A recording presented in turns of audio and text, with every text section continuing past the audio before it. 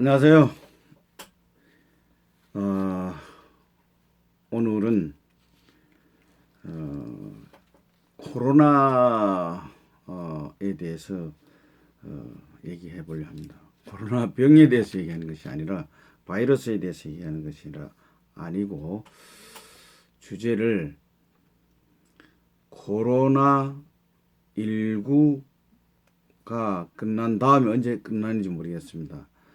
코로나 19 후에는 어떻게 살 것인가? 어떻게 살 것인가?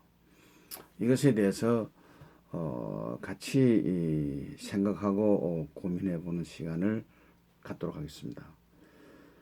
코로나 후에는 우리 사무의 구조가 엄청나게 변할 겁니다. 그래서 그런 어떤 그 구조를 미리 예측해보고 대비할 필요가 있다라는 생각을 해서 이 주제를 잡았습니다. 코로나에 대해서 들어가기 전에 제가 약 한 20년 좀 더 넘었습니다만 그때 미국에 있었는데 미국에서 어떤 세미나에 갔었습니다. 어떤 세미나에 갔었는데 미래 사회학자가 이런 발표를 하더라고요. 20년 전의 일인데 앞으로 우리 미래는 미국뿐만 아니라 이제 전 세계의 형태이겠죠. 가정이 없는 사회가 올 것이다. 가정이 없는 사회가 올 것이다. 이렇게 얘기를 그때 발표를 했습니다. 그 당시에는 가정이 없는 사회가 온다. 그게 어떤 사회인가? 또 실은 그게 가능한 얘기인가? 하여튼 그 사람은 그렇게 발표를 했습니다. 그 사람 발표의 요지는 이렇습니다. 가정이라는 것은 그 결혼해서 애를 낳고 또 유지하고 또 그 애가 커서 또 결혼하고 아기를 낳고 이렇게 쭉 내려가는 그런 어떤 친족 형태죠. 이제 그런데 이 사람의 포인트는 부모가 자식을 낳았다 해서 결혼하고 그 자식이 자기의 행복에 플러스가 안 된다면 자기의 행복에 마이너스가 된다면 자식을 언제든지 버릴 수 있는 그런 사회가 온다는 겁니다. 즉 사회에서 어떻게 보면 이제 국가라고 볼 수 있죠. 국가에서 책임지라 이런 얘기죠. 그래서 저게 가능한 얘기인가? 하여튼 이제 그 포인트는 인간은 각자가 행복을 아주 절실하게 추구하는 시대가 온다. 아주 희생 정신이 이제 거의 없어진다 이런 얘기죠. 자식의 행복을 위해서 희생한다. 가족의 행복을 위해서 희생한다. 이런 희생 정신이 없이 각 개인의 행복을 철저히 추구하는 그런 시대가 온다. 이런 유추하면 그런 개념이죠. 그 반대로 자식된 입장에서도 보면 비록 나를 낳아준 부모지만은 이 부모가 나의 행복에 플러스가 되지 않는다면, 도움이 되지 않는다면 그 부모를 나는 언제든지 버리고 자기 삶을 추구하는 그런 그 시대가 온다. 이런 얘기죠. 소위 가정의 해체 형태가 온다. 이런 얘기입니다. 그 20년 전에 얘기할 때는 별로 실감이 안 됐는데 그걸 지금 오늘날 그 20년이 흘러간 이 시대를 생각하면 거의 그런 그 시대가 와 있는 거예요. 예를 들면 우리나라 전 가구, 예를 들어서 가구라는 것은 집 중심이죠. 전체 가구 수가 100가구라면 100가구 중에 약 30가구는 1인 가구입니다. 혼자 사는 가구예요. 혼자 사는 현실이 그렇습니다. 2인이 사는 가구 한 26%, 3인 21%, 4인은 뭐 18% 정도 이렇게 쭉 그 가구 원수가 많을수록 퍼센트가 떨어지는 것이죠. 1인 혼자서 사는 가구 수가 전체의 3분의 1, 30% 정도가 된다는 겁니다. 그 얘기는 뭐냐면 가구에 한 사람이, 즉 한 집에 한 사람이 살고 있는 사람들이 너무 많죠. 우리나라 30% 된다는 그런 개념이죠. 가구를 중심으로 해서. 그건 결국 뭐냐면 사회학적으로 보면 혼자 사는 것은 가정생활을 한다라고 보지를 않습니다. 가정의 구성원이라고 보지를 않는다 이런 얘기죠. 그냥 한 생명체가 뭐 예를 들어서 뭐 돼지 한 마리가 우리에 혼자 살고 있다라는 개념하고 같은 거예요. 왜 사회적 가구 내에서의 교류를 하는 대상이 없으니까 소위 이제 관계 형성이 없다 이런 얘기죠. 자, 현재 벌써 이 우리나라의 약 3분의 1 정도가 가구를 중심으로 하는 거, 인구 중심이 아니고 가구 중심입니다. 3분의 1 가구 정도가 소위 가정생활을 하고 있지 않다는 겁니다.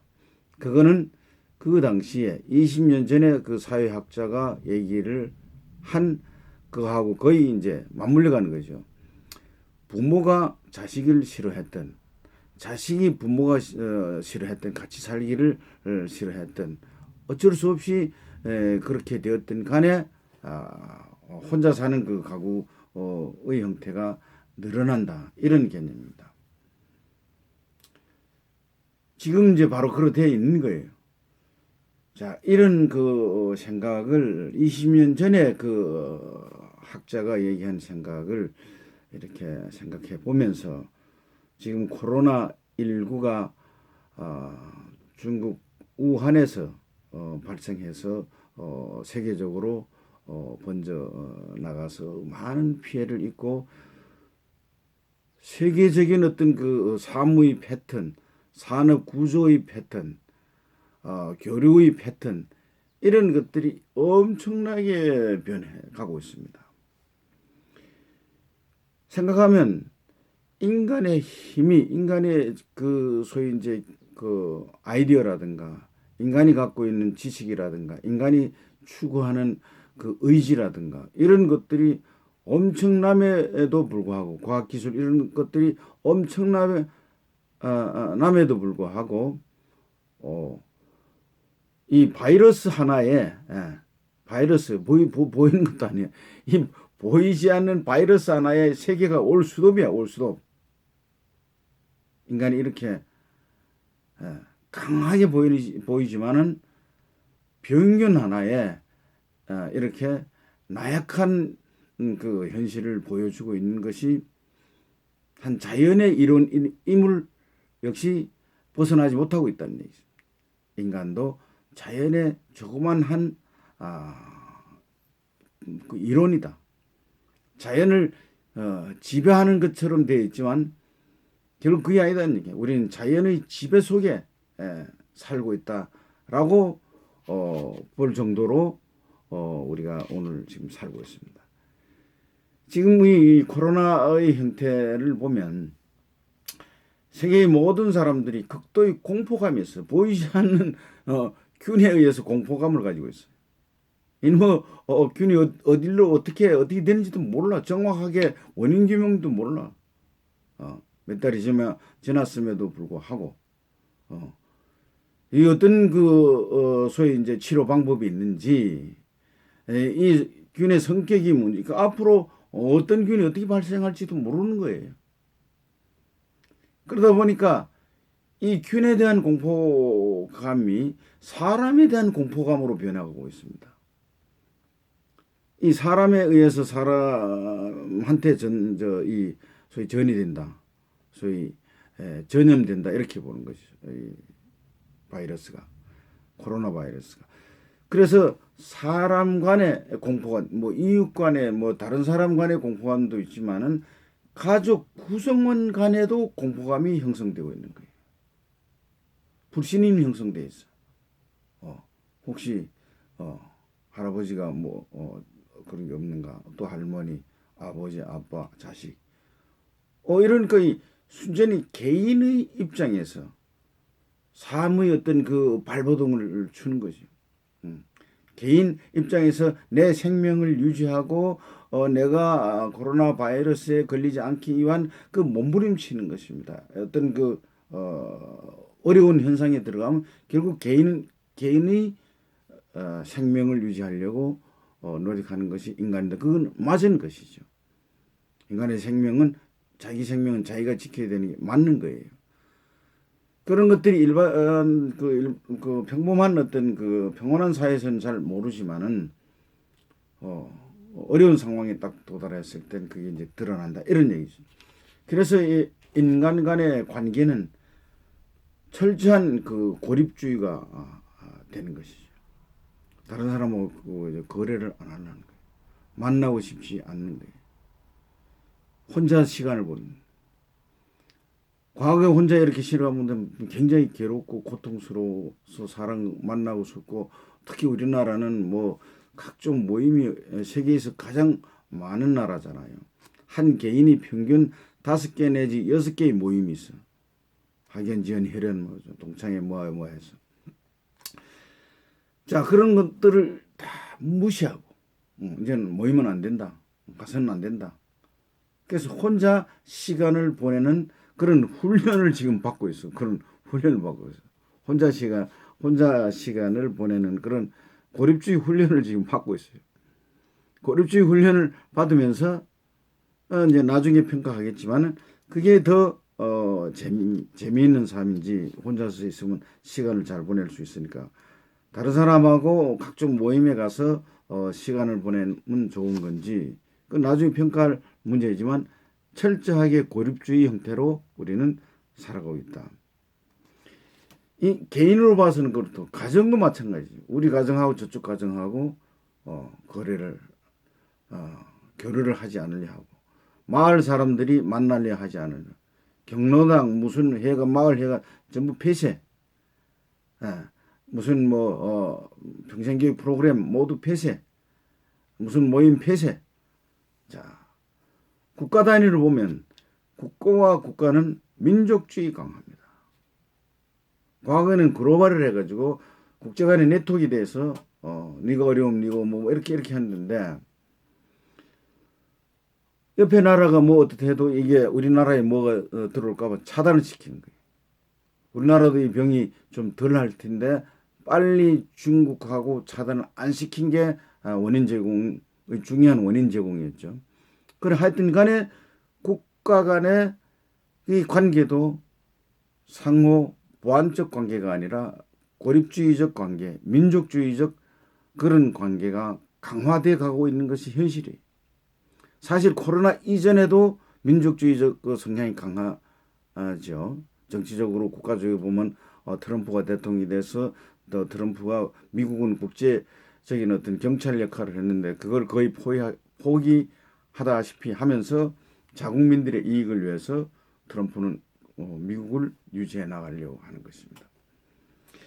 자, 이런 것들이 이제 국가 간의 관계고 사회생활적인 측면에서 보면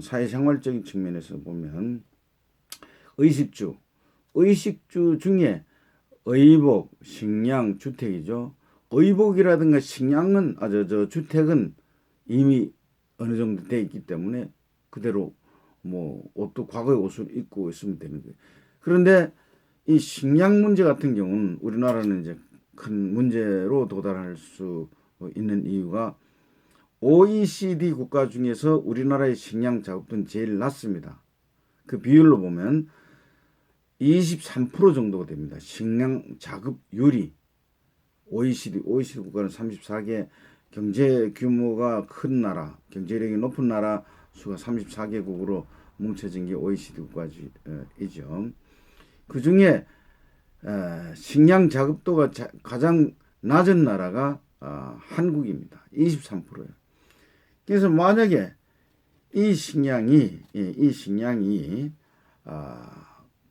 다른 나라에서 수입을 해오는데 우리나라는 주로 23%밖에 안 되니까 수입을 해오는데 다른 나라에서 수출을 안 해주면 지금 예를 들어서 우리가 식량을 밀가루 같은 경우는 미국서 거의 수입해오고 뭐 다른 그 것들은 베트남이라든가 캄보디아, 이 태국 이런 데서 하는데 그 나라에서 지금 수출 금지를 시켜놨어.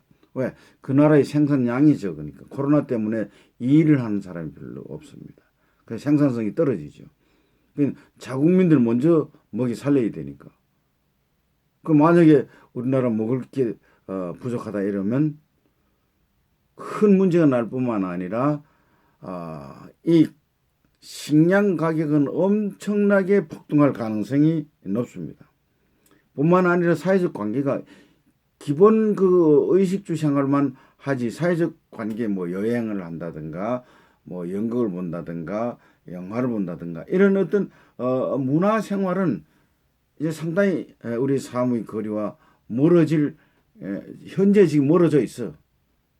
결과적으로 이 코로나의 상태에서는 이렇게 멀어져 있습니다. 그 다음에 먹는 문제 중심으로 생활하고 있어. 멀리 안 나가기 때문에 옷 잘 입을 필요 없고 집 시장 잘할 필요가 없어. 자, 그래서 이 국제 간의 어떤 관계는 자국 중심이면서 질병이 무기화되는 그 현실이 되고 있어요. 어떻게 될지 몰라. 이 우리 가스 뭐 생화학 무기 많이 개발을 한 나라가 많죠.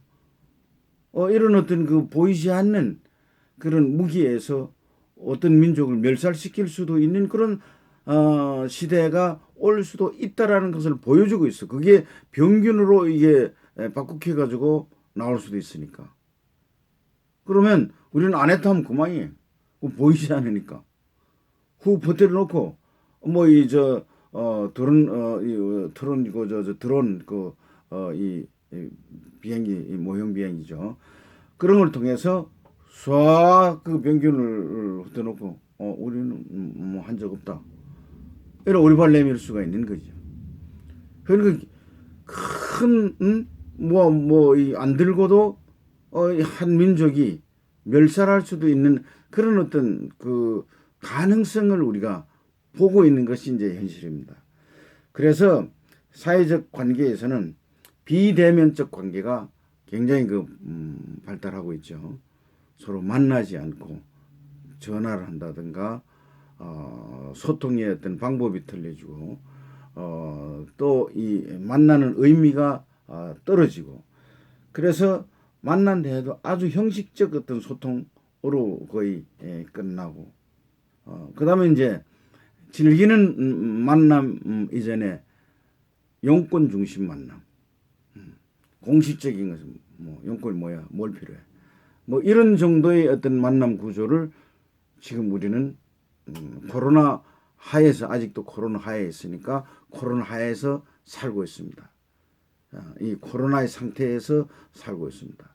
그래서 이렇게 과거에 전혀 해보지도 못한 그런 그 사무 형태를 우리가 극복하고 있는데 이게 극복인지 앞으로 계속 그렇게 갈 것인지에 대해서는 다음 시간에 여러분과 같이 좀 더 고민해 보도록 하겠습니다.